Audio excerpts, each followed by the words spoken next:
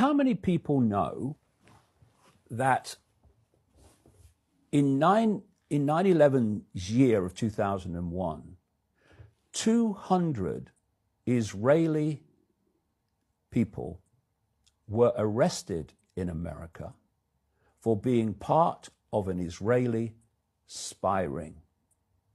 140 before 9/11 and 60 afterwards. Many were posing as art students. How many people know that the centers, particularly one center in Florida, of this spy ring were the same places frequented by the alleged hijackers, including Mohammed Atta, in the same period? How many know that some of these people arrested for being part of this Israeli spy ring actually had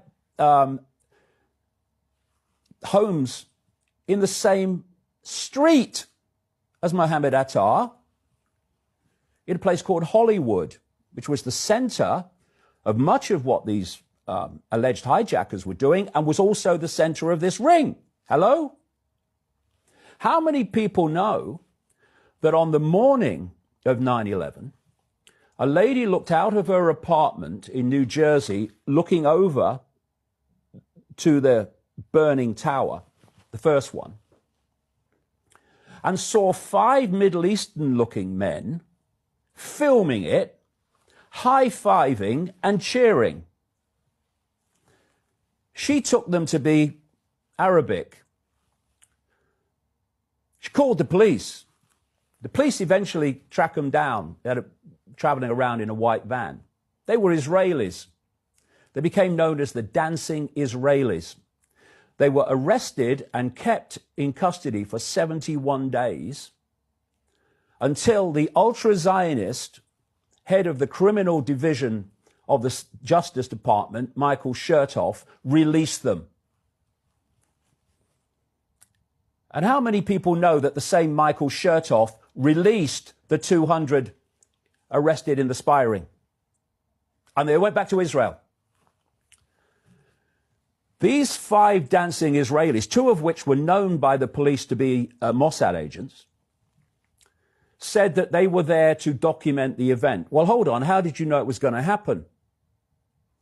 And under the Freedom of Information Act, pictures that they took of each other that were taken into by the police were released. They weren't the originals. They were photocopied. They were designed to make them look as least relevant as possible.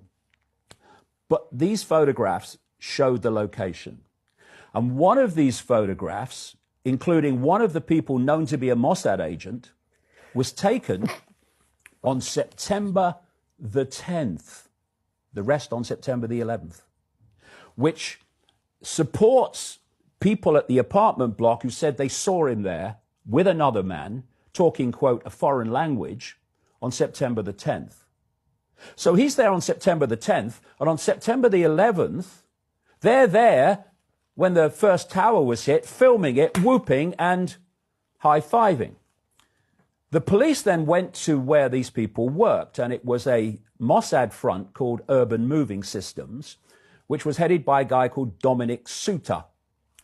Dominic Suter was interviewed by the FBI and said that they were going to return for a second interview.